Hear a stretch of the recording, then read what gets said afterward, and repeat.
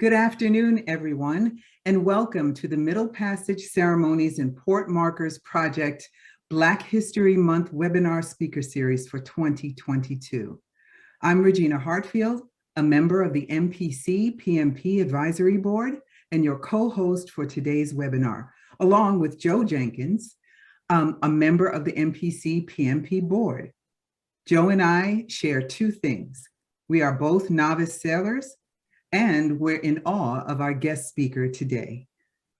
This year's webinar series focuses on the amazing true story of the Amistad, the uprising, the ship, and the pivotal moment in the history of slavery in this country. For today's webinar, Sails Flashing to the Wind, the Amistad Replica, you will hear from a true American hero, Captain Bill Pinckney, the first African-American to circumnavigate the earth alone. Captain Pinckney learned to sail while living in Puerto Rico after his time in the Navy. One of his goals was to leave a legacy for his grandchildren. To have an inspiring impact, Pinckney spent years setting up educational programs and engaged a film crew to follow his voyage. It was a major undertaking. Up until his departure on April 5th, 1990, no African-American had attempted such a bold adventure. His yacht was a valiant 47-foot sloop named the Commitment. The boat had been adapted for single-handed sailing. The voyage featured the rounding of 5 Great Capes, including Cape Horn, which has the reputation of being the windiest part of the world. The trip was 27,000 miles of circumnavigation, and it took 22 months and ended on June 9th, 1992.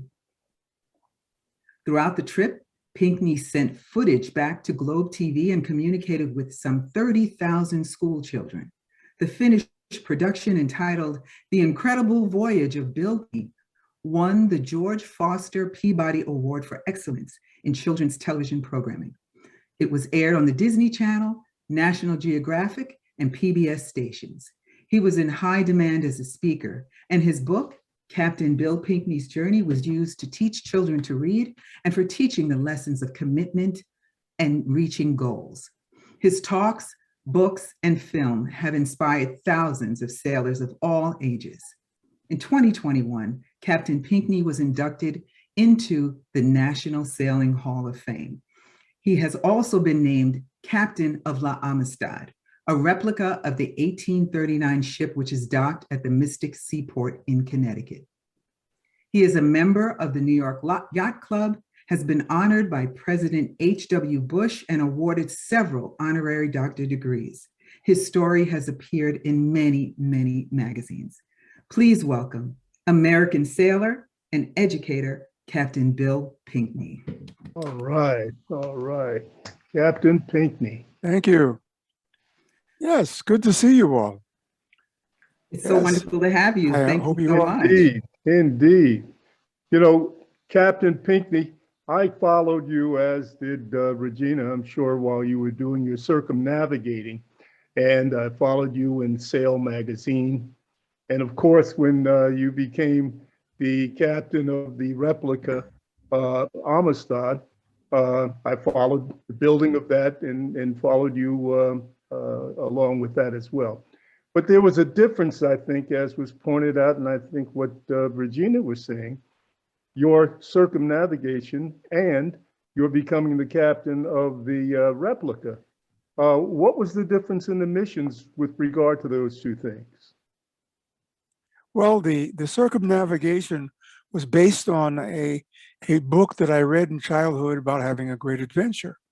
And I took that book in heart and then wanted to give my grandchildren a benchmark to follow, to show them what you could do with the basic things you learn in the first 12 years of school. Mm-hmm. That was the impetus of the commitment voyage. Also, we involved children in the Chicago and the Boston school system. Yeah. So that was involving the adventure of sailing around the world, using education from the sea to everyday life, and to talk about perseverance, dealing with adversity, and commitment. However, the Amistad was historical. It was a story of the first human rights case in the United States Supreme Court. Mm-hmm. It all started, for me anyway, earlier than Steven Spielberg or anyone else knew much about the Amistad story. Mm. Warren Marr, who was the editor of the Crisis magazine, which was the outreach magazine for the NAACP, hired a ship in 1976 for the Parade of Tall Ships in New York Harbor. Right. He brought a boat up from Key West called Western Union and put a plaque on the side that said Amistad. So if you have any of the brochures from that time and that Parade of Tall Ships, you'll see a listing for Amistad. Mm-hmm. There was no Amistad at that point. Being a big sailor in my heart and loving the tall ships, I was in New York. I lived there at the time. And I went down on the docks. And as I walked the docks to see the ships, I walked past this vessel that was filled with Black people, which was amazing to me, since in my career at that time, I had not met many Black sailors. I was invited aboard and I met Warren Marr. And he told the story of the Amistad, the first I'd ever heard of it. And he also told of his dream to make a real replica of the ship and travel the world to tell the story of brotherhood, freedom, perseverance, and the will of people to do what's right. Well, I heard the story, and like most people who hear stories of other people's dreams, I walked away and quickly forgot it. Fast forward now to 1994. I had done my circumnavigation and had some bit of notoriety, and I was approached by Mystic Seaport in Mystic, Connecticut, to be a member of their board of trustees. Okay. And I accepted and I became a member of their board of trustees. Shortly after I joined, I was approached again by a group in New Haven, Connecticut, called Amistad America. Amistad America was going to build the replica that Warren Marr had dreamed of. Wow. Mystic Seaport was going to be the place where it was going to be built. Now, I was between two places, being on the board of the builder, being on the board of the buyer. Mm-hmm. So I had to walk a very thin line between the two to not talk about the building of the ship at Amistad meetings and about Amistad at Mystic Seaport meetings. So I did that, and I took part in the development of raising the funds, which we did over 2 years. And in 1998, we laid the keel in Mystic, Connecticut at Mystic Seaport. And it was laid by people of all races, religions, and political parties, all heaving together with their lifting rods to move this huge piece of wood onto the blocks on which Amistad was built. Was there much That difference was the between beginning. Was there much difference between the measurements of the original Amistad and the replica? Well, there were. And the reason for that is, in order for us to take, if we had built it exactly as the original was, the Mhm. only thing we could do is tie it to a dock and people could come aboard. Mm. But that was not the vision. The vision was to travel, to take the story beyond the building to the world and to tell them the Amistad story. Mhm. So, in fact, we had to go to some regulations for the Coast Guard. The boat was a little larger than the original. Of course, we had motors in it. Mhm. But for the construction of it and the operation of it, it was done exactly as the original boat was built. It was a Baltimore Clipper, the type of boats that they used in the War of 1812 as privateers. Mhm. And we launched the boat in the year 2000 in Mystic, Connecticut, to about 10,000 people who crowded into the seaport. Matter of fact, they brought the huge ship that, if you saw the movie Master and Commander, the Mm. ship that was in there was HMS Rose. They brought that up the Mystic River, and he ran aground a couple of times getting up there for that launch. And it was a great occasion. Ruby Dee and Ossie Davis were a part of it. Ruby Dee actually, in company of the woman who was the educational director for the nation of Sierra Leone. Together, they launched the ship. Wow. And it was launched that day. And we got it ready to bring it up for the tall ships in 2000 into New York Harbor. Yes, that's when part I of it first that was met so you. Yeah, because right. there were a And lot of the out there in the Long Island Sound. There was Wyatt T. Walker was out there. People like Gus Henningberg, Fred Means, a lot of sailing folk were out there waiting for you guys to come through.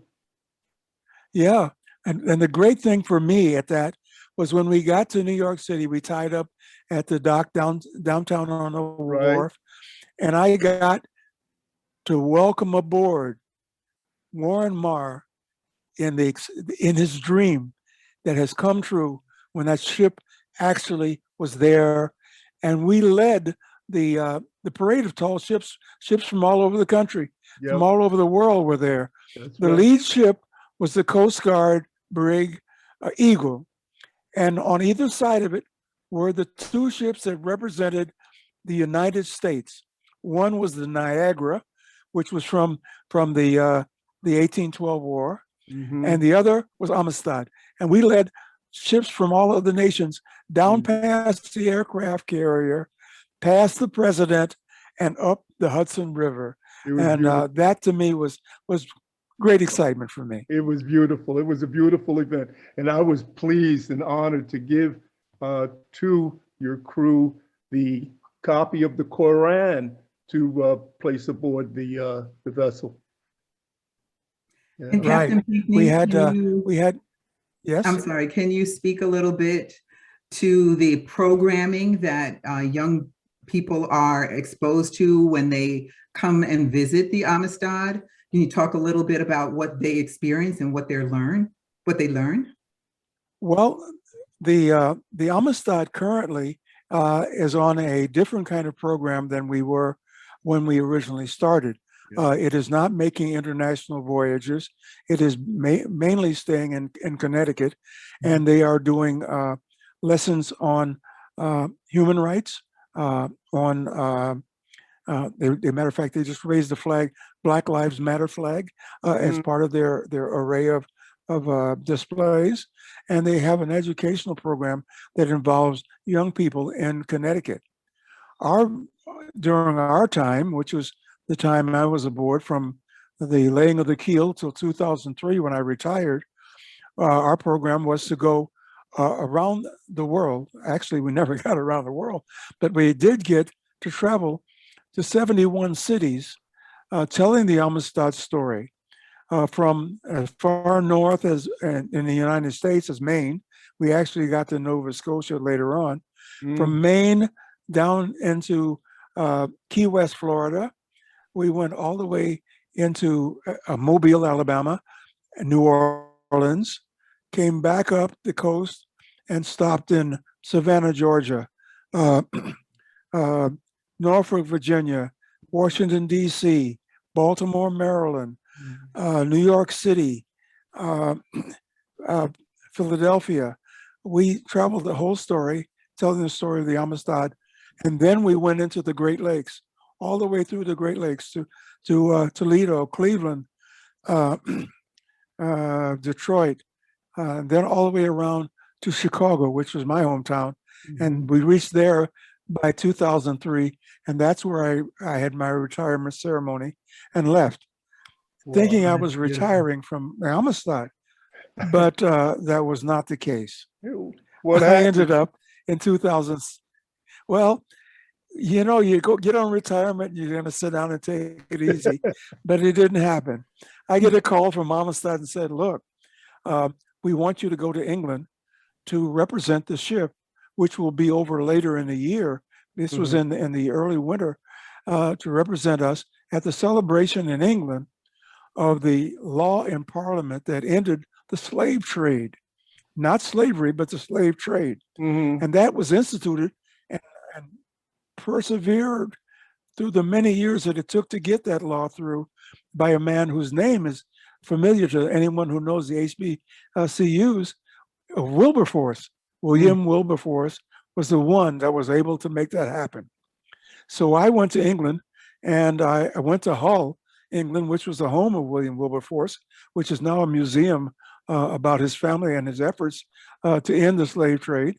And then I went down to London, where there were activities involving the celebration of the ending of the slave trade by British law and Parliament, with many ceremonies, including we had a walk past Parliament and into the home of the Archbishop of Canterbury, where they laid a reef in the water, commemorating those people who did not make it across the ocean, but who were put into slavery in the United States. Yeah. There were no slaves brought into Liverpool, but Liverpool financed and produced the ships and provisioned them to go on the slave voyages.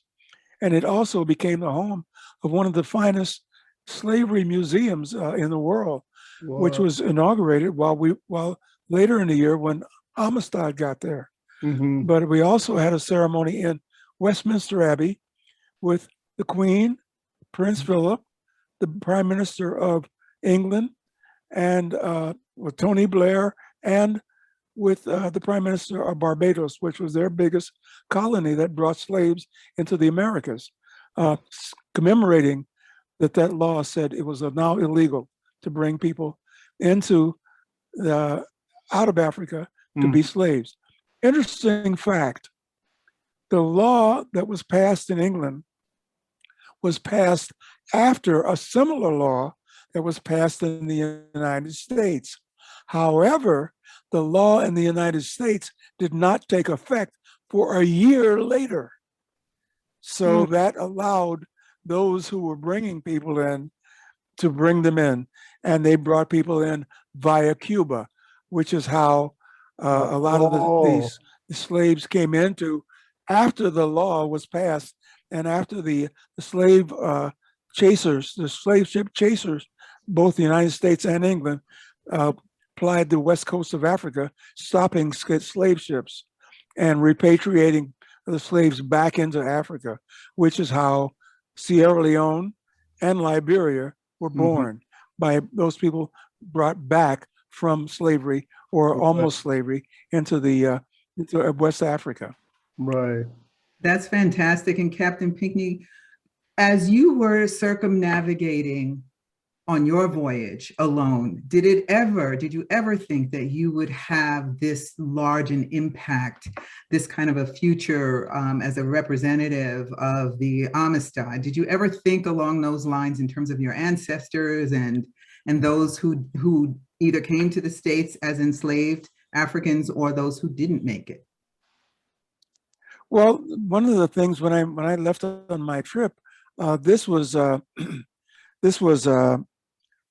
prior to the Amistad being built, but again, it had been in the back of my mind what I'd heard from Warren Marr, and what I'd read, and I've studied maritime history from the time I was in high school, and the maritime history, of course, included the slave trade. And as I went on my around the world trip, I did manage to go to a couple of places that were very much involved in slavery, particularly Brazil, which held on to slavery until 1885, after we had emancipation here in 63, 65. And I went to Cape Town, South Africa. And when I went to Cape Town, South Africa, apartheid was alive and well.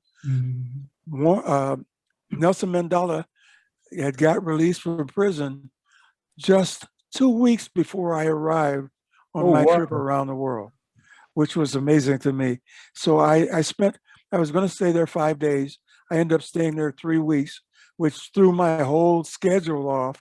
But it was amazing that I got a chance to spend a lot of time in West Africa at that time. I was to come back later. I didn't know I was going to come back later, but I did come back later on, and that was another voyage outside of the Amistad, outside of the solo circumnavigation. That was my own Middle Passage voyage, which I don't want to go into there now because that's another long story, and the book will be out in about 2 years. Oh, I still got a couple more. Can't There wait you for go. that. Right now, I'm trying to catch up with the solo story. I've just written a children's book about my voyage around the world that will be released hopefully in this spring, and I'll give you information about that a little later. But getting back to the Amistad, when we went to Europe, it was amazing the response we got.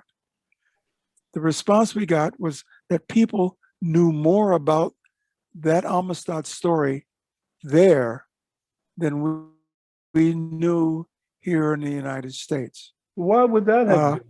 It was, well, because it was, the Amistad incident was a cause célèbre during its time, because it was not just national, it was international, because the Spaniards who had brought the Africans in Cuba and were bringing them to another part of Cuba ended up in the United States when the ship was captured. They decided to sue to get their captives back and to get the ship. Okay. And they had to, therefore, they were dealing with the U.S. State Department and the nation of Spain, since they were Spanish citizens. Okay. And there was a lot of back and forth going on between the United States and Spain about what was going to be the end result of the trial that ultimately came up, because they were arguing that the captives were their property, and it was basically property law, right, as to who owned the property. That being the captives. So word was spread, of course, across Europe because of this whole thing, because other countries were wondering how they were going to deal with the similar things that might happen with ships or in their countries that they had as colonies with slavery. So slavery was a big incident in 1839, way before we entered into the Civil War. It was fomenting, and it was the reason why the president, Martin Van Buren, put his own lawyer into the case when the Africans went to trial. He was trying to get this whole thing squelched, because he knew that if these captives went free and were able to get emancipated, he had to worry about how the southern states would take it, because he was running for re-election. So he couldn't look, as we say, soft on slavery. So there was a big push there. And that's what brought into the case the sixth president of the United States, John Quincy Adams. Okay. John Quincy Adams became involved, not so much as an abolitionist, because he never held slaves, and he was not an abolitionist per se, but he got involved initially because the executive branch, the president, had tampered with the judicial branch by putting his own lawyer in, his own judge in there. Yeah. That got him, because his father, of course, was a signer of the Constitution, of the original Constitution. So he was very much a constitutionalist, strictly, and that's how he initially got involved in the case. Yeah, those kind of facts are generally kind of go over people's heads in telling the story. Well, most people only know about the Amistad through Spielberg's movie. Right. And you have to understand, it was a movie. Yeah, right. It lasted under 2 hours. Yeah. There's only so much detail you can bring to bear. There are undercurrents that are in the reality of it that never come to bear. That's right. There are a number of books out there about the Amistad and the Amistad incident, written at the time of the incident and written since then, that people, I think, should read to understand the whole Amistad story. It's not just that one incident, but that incident fired off a lot of different things in the United States and in the world that was about slavery and its impact on the people involved in as captives and slaves, and the governments that were involved in the nations that made a good deal of their gross national product from the results of either holding slaves or provisioning and providing the impetus for getting slaves. You know, I've thought about the fact that they took over the ship, and the captain, if I recall correctly, had been killed. What would have been their chances of getting back to Africa, assuming, of course, that Sinkay and the rest of them were not experienced sailors? What do you think? Well, that was the reason that Ruiz and Montes were kept alive. They had been seen assisting on the ship. They were not sailors themselves to any great degree, but they understood sailing and navigation to enough to be able to take what was going on. So they were able to take the ship and steer the ship. They were under duress to do that. The Africans knew only that the sun came up behind them as they were being taken away. So if they kept going toward the sun, they would get back to their country, not knowing how far it was or what it took to get them there. Ruiz and Montes, of course, had no desire to go to Africa because they would be on bad paper if they got to Africa. But what they did is that they would sail the boat as commanded in the daytime east. Well, remember, they're coming from Cuba, 90 miles from Florida. They were sailing east under Florida. And when they turned at night, when the captives could not see the sun, they would turn the boat north. And when they turned the boat north, coming between Florida and Cuba, they got caught in the Gulf Stream, which would take them north no matter which way they turned. So they would sail north at night following the Gulf Stream and east in the day by demand. But still they were heading north because the Gulf Stream was pushing them north. That's why they ended up in Montauk Point at Culloden Point, just off the end of Long Island. Because you know how the Gulf Stream runs right up the coast, right before it heads over to Europe. And that's why they ended up where they were. Wow. Because if they had tried it themselves, they would not have made it. Because there were no provisions made for the voyage, which was only supposed to last 5 days. That was the other. So they couldn't have survived. There's a fascinating lecture by Professor Replica that speaks exactly to what you're saying, Captain Pinckney, in terms of the sail and how they navigated at night, they re-navigated at night, and how they also apparently had made 30 anchorages along the way. And I thought that was fascinating too. Where did you stop in 30 locations that, I'm sure some of them they had to, haul and get out of there, but they did make apparently 30 stops. And when you talk about this incredible story, this true story, either as a representative, as the captain of the Replica, or as an accomplished sailor, what are some of the points that you make to aspiring sailors? Well, one of the things I make to sailors is that it's something that you never, ever learn. Anyone that tells you they know all about sailing, do not get on a boat with them. It is a learning process, because every time you go out to sail, you learn something about sailing itself. You learn about the wind, the water, weather, and most of all, you learn about yourself, Right. because it'll bring things out in you that you never knew you had, Mm-hmm. positively and also negatively. Mm. It'll show you your abilities beyond what you think you have, and it'll show you the shortfalls you have when you think that you know it all. So it does that for you itself. It is probably the most egalitarian place on earth, because the sea cares nothing Yeah. about your race, religion, sex, doesn't care anything about you. It is the sea, and you are there at the behest of the sea and its vicissitudes as you may encounter them. And that is what makes sailing such an incredible sport Mm. and an incredible pastime, because it is that. It is new every day, every time.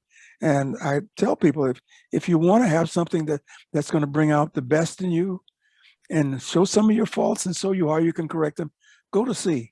I think I would love that every young man and woman between the ages of about 17 and 20 should spend a year at sea. It would bring them back a totally different person. And most nations have tall ships. That's what their tall ships do. They take young people out and they give them that year at sea, that they get a chance to experience those things and to become responsible. Even little kids. I know in Jackson Park in Chicago, they have a sailing program for the young people there, and they're in little dinghies. It's the first time that kids 8, 9 years old get a chance to have freedom, to have control, Mm. and to be responsible. Yeah. It teaches responsibility. And So teamwork. that's, I would I imagine think it's, teamwork. yes, definitely. Because that you have to get from one point to the other. You can't turn a key and point it and roll away. You have to know about the sails, about the wind. You have to know a lot of things, and you accumulate that knowledge as you learn how to do it.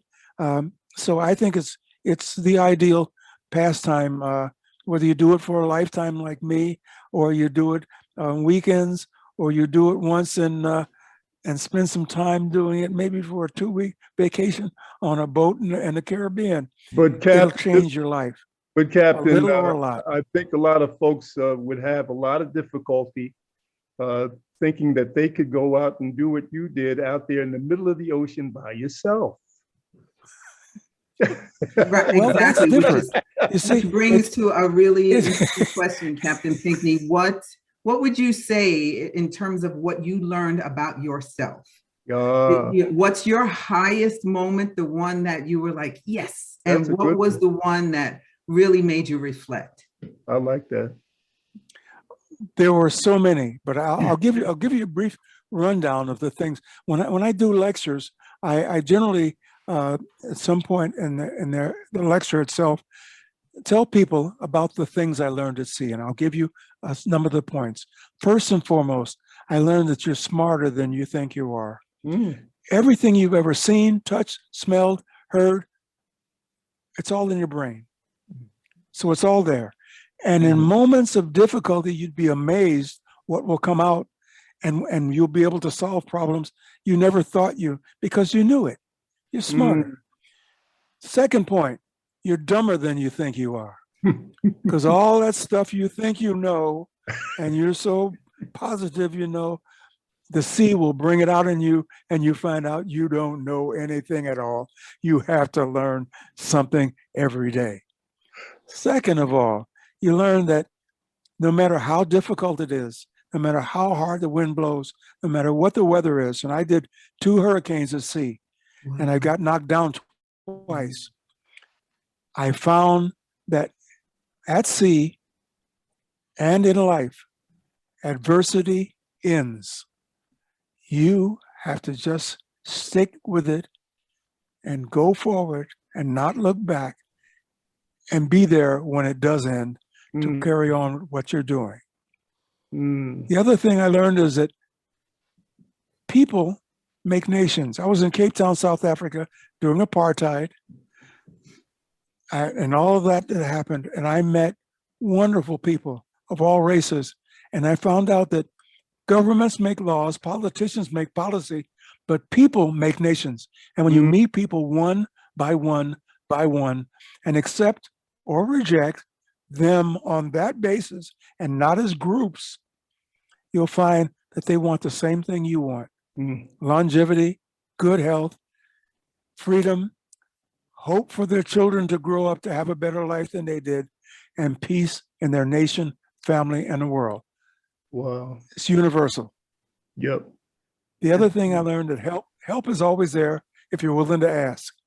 Don't be afraid to ask. It's not a sign of weakness. It's a sign of strength, that you have the strength to know what your abilities are and that someone else can enhance those for you. And you can in turn sometimes enhance those for other people. Those are some of the lessons I learned at sea. That's life. That's beautiful. That is Life beautiful. lessons. Absolutely.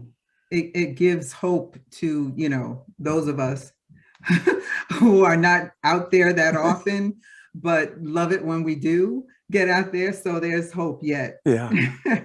That's great. That's great. Yes.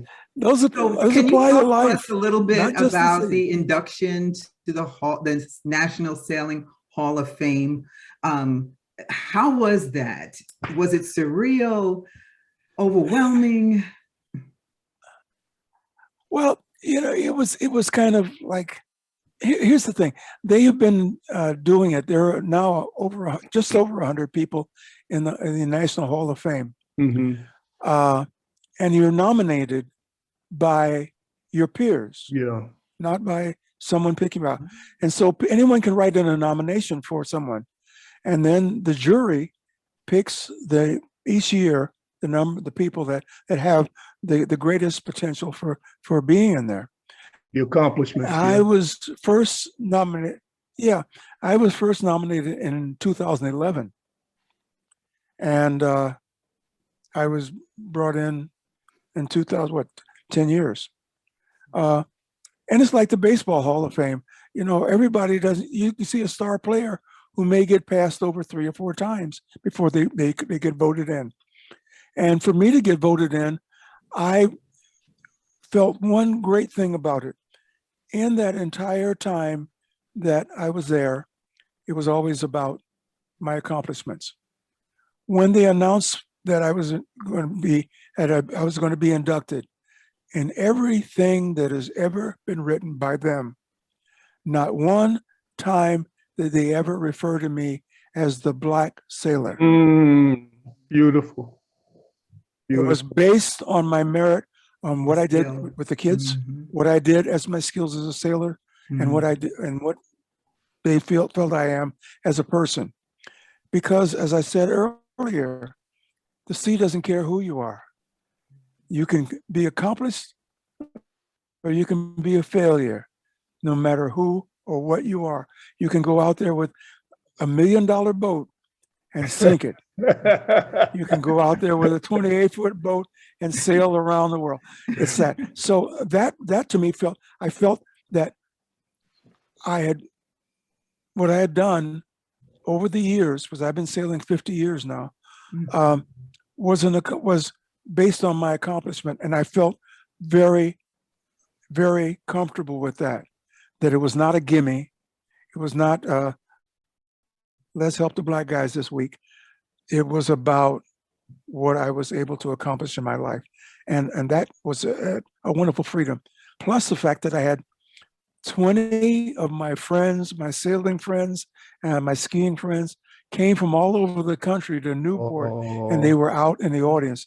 So when I looked out into the audience, I saw familiar faces. And we shared that whole experience together. So to me, it was the epitome for me. Some people like to say, well, after that, I could die. Well, no, after that, I said at the end of my speech, in addition to being inducted, I got the Lifetime Achievement Award, which is separate from the induction. There have only been 9 people that have gotten that award in addition to be inducted. But I said at the end of my speech, just because that I got the Lifetime Achievement Award doesn't mean that I got to quit sailing.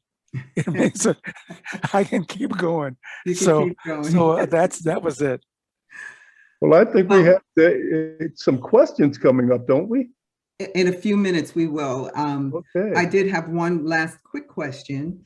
As you know, we had mentioned the Universal Sailing Club, which is the Black Sailing Club out of Baltimore, and that you had also spoken at the Seafarers Yacht Club of Annapolis.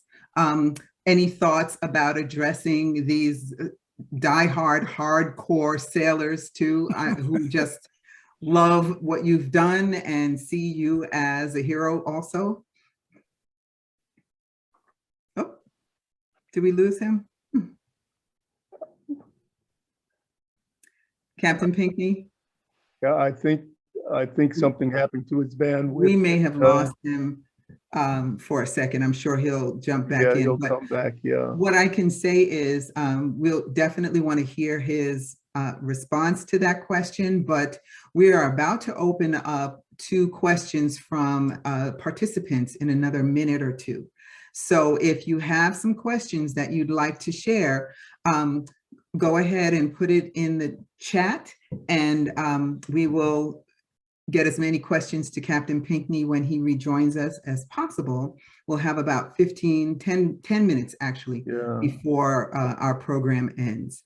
Well, you know, all of the things that he's been discussing thus far are just fantastic in terms of his experience and what he has meant to so many people, and young people who did not having any sailing experience, but and who he titillated with his own experience and brought them into sailing as well. So it's exactly. fantastic. And the fact that, you know, one of his motivating forces was to leave this legacy for his grandchildren, you know, is incredible. Well, he not only left it for his own grandchildren, but he left it for scores and, you know, probably thousands of other children throughout the globe.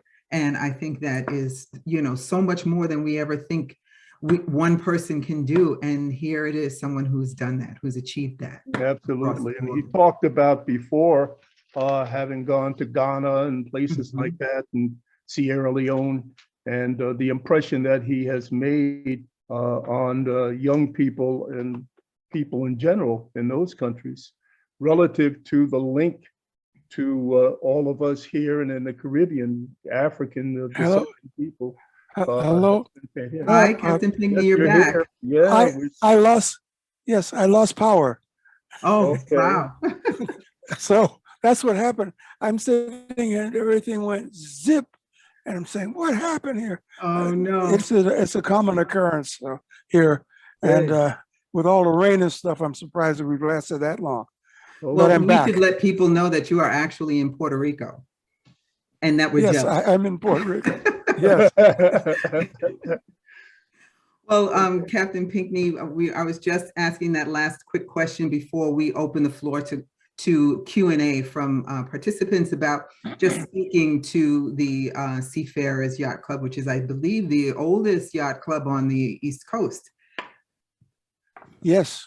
A predominantly Black club it is. Black, it's the oldest African-American yacht club, and always has been. So how was that? Yes, and that was you know, this was not my first time with the Seafarers. I was there earlier. We were there with the Amistad. I was there also. I was there when after my circumnavigation. I was invited to come down there, because when we brought the Amistad into Baltimore, there was a flotilla from both, I think, Universal and Seafarers. They brought us right into the harbor at Baltimore, which was really very enlightening. I enjoyed that. But I enjoy speaking to the clubs, and particularly since the Seafarers now has associated with it a Sea Scout troop there, which is wonderful to see young people joining the scouting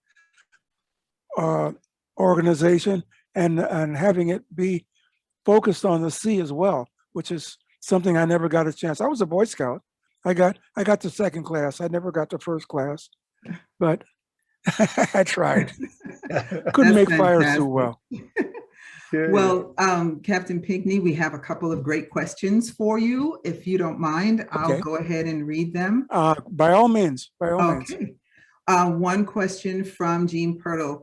Many people have seen the Spielberg film. If you could change anything that was represented on the film regarding the ship or its captives, what would it be? That's a good question. Probably, I think there was one kind of melodramatic moment which I think could have been left off, and that was the that African Violet scene with John Quincy Adams and Singbe.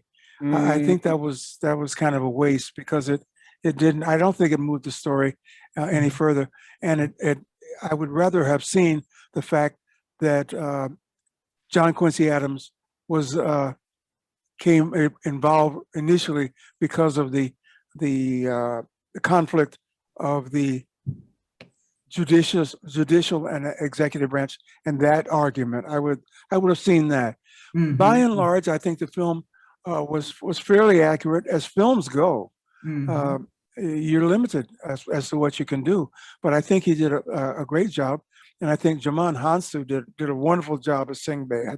I think he portrayed that emotion and that feeling that if you read the accounts, I have accounts that were written at the trial. I have a couple of accounts that were written in 1839, and they talked about him being, even though he didn't speak the language, no one in the room didn't understand what he was saying, what he was talking about. Righteous indignation about what was going on was very much there, and I think Jaman Hansu did a great job on that.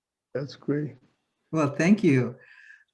Teresa asks, Teresa Yorkshire, what is a reputable book or author that I can obtain to gain knowledge about this amazing historical truth? I'm looking at my books here, and if you hold it just a second. Sure. It's amazing to get it from the source, right? Absolutely. That's great. We do have some great questions, so keep them coming.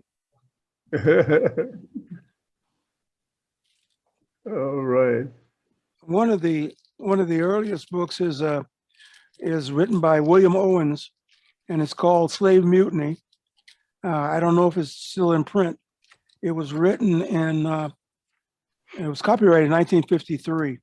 Also, if you go to the internet and go to the Amistad Research Center, you can get a lot of information and bibliographies that involve the Amistad incident. They're in New Orleans, and they are probably the largest repository of information and pieces written about the Amistad incident, about slavery, and about Native Americans. It's an incredible organization. You can check that out.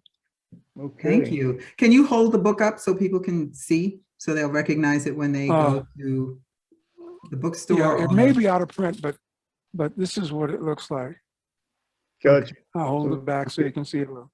There you go. Excellent. Excellent. Right. Thank you. So another interesting question that kind of piggybacks on the first one is, does anyone know what happened to the captives who went back to Sierra Leone, who went back home? Certainly, I know about at least two of them. One of them is very, very, very important. A young woman. There was that there were children involved. There were three children, two boys and a girl, and the girl, whose name was Margaret. She later took a European name, but Margaret was her name. She was very bright and intelligent. When they got back, the missionaries who went back with them with them sent her back to the United States to be educated. Mm. And she went to Oberlin College in Oberlin, Ohio, and Wow. graduated from there and came back to Sierra Leone to become a teacher in the missionary school. Beautiful. And if you go to Oberlin, Ohio, I've been there, and I sat in the pew in the chapel where she used to sit every day for morning chapel. And that again was a wonderful experience that I was able to have because of that.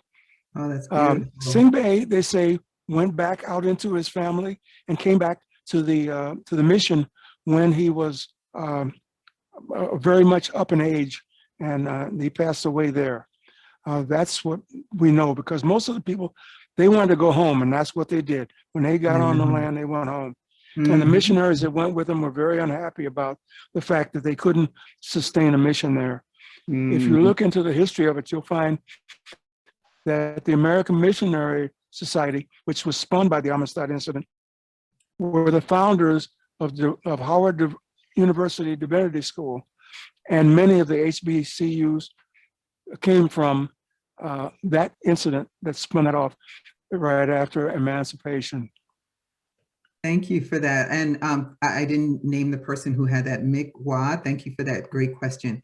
I have two more questions and then we'll be out of time, but Walter Harvey asks, most ports of call were along the coast. Were there any inland ports of call, for example, Great Lakes or along the Mississippi, such as St. Louis, Louisville, Cincinnati? No, we didn't go up the rivers. We came in through the Hudson, up through, went up to The Great and Lakes. had the mast taken down. And then we came to the Great Lakes and came through the Great Lakes as far as Chicago is concerned. We didn't get up any rivers at all. We just went to coastal places because the Amistad drew 11 feet of water. Oh, And wow. a lot of the places we couldn't get into because it was so deep. And the masts went up too high to get under bridges to get to a lot of the places. So we were limited as to where we could go, but we went everywhere we possibly were invited and tried to get to. How many of a crew did you have with you during that time? We had 13. Okay. Was our basic crew, yes. Wow. I have one last question from Michael Naeem Nash. Thank you for sharing your experience and knowledge with us. You said that one thing you realized in making the journey was that people make nations. What have your travels taught you about the basis of unity for any people who make up a nation? I think it's a fabulous question to close out our program today. So thank you. So what have your travels taught you about the basis of unity for any people who make up a nation? Communication is the basics of anything, because once you stop and talk to someone, you find out that somewhere in that conversation, if it lasts long enough, you will find a common ground. What happens is, unfortunately, in this day and age, we talk in sound bites. We do things with shortcuts electronically. But when you sit face to face with someone and talk about your hopes, your fears, your likes, your dislikes, you'll find that there's common ground somewhere. Even though you may not agree on everything, but you will find that there are some things which are innately human about us, no matter where we go on the face of the earth. That's beautiful. Beautiful, beautiful. Thank you so much. That concludes our question and answer period for now, and I will throw it to you, Joseph, for our closing. Okay, I think the captain has another thing to say. Go ahead, Captain. Go ahead, show it. This is the book that I've just finished for 8 to 12-year-olds about a whole trip around the world. And if you go to zebulum.com, you'll find out all about it. Thank you so much. Excellent, excellent. Thank you. Well, Captain, on behalf of the Middle Passage Ceremonies and Port Marker Projects directors and advisors, I thank you so much for participating in today's program and sharing your experiences, your knowledge and your wisdom regarding the Amistad. Without question, you are an amazing individual and have made a profound impact on the lives of many people, and you're a legend. A living legend. A living legend, and we love you. Thank you for the living part. Keep very on much. living. Keep on living. And I we appreciate want to that. thank, and we want to thank all of you who have zoomed in and participated in today's program. We want to encourage you to join us on February the 22nd. We have two distinguished professors, Marcus Reddick and Corey Walker, and they will be discussing the Amistad, an Atlantic odyssey of slavery and freedom. Also, we want to encourage all of you who have supported us today to continue to support us financially as well. As you know, history matters, and your support matters in keeping us able to continue doing the wonderful things that this organization has done. So again, thank you so much, Captain, and Regina, thank you. Thank you, Joseph. And we love you all, and let's keeping on. Excellent. Right. And I just wanted to say the date for the next one is February 21st. February the 21st, yes. Yes, 2022. 2022. Captain Pinckney, thank you so much. God bless. My pleasure. Good sailing. May the wind always be at your back. All right, fantastic. Thank you so much, and thank you for what you're doing. Okay. Thank We you. hope to see you soon. We're going to come down there. There you go. I'll be here. Put up a port marker down there. Right. That's All right. Absolutely. We need to. Absolutely. We All have a right. very big African influence here. Absolutely. Yeah. Wonderful. Thank you all for joining us today. Just to echo what Joseph said, these programs are by and for you. Thank you so much for your support and ongoing commitment to the Middle Passage Ceremonies and Port Markers Project. Have a wonderful evening. Beautiful.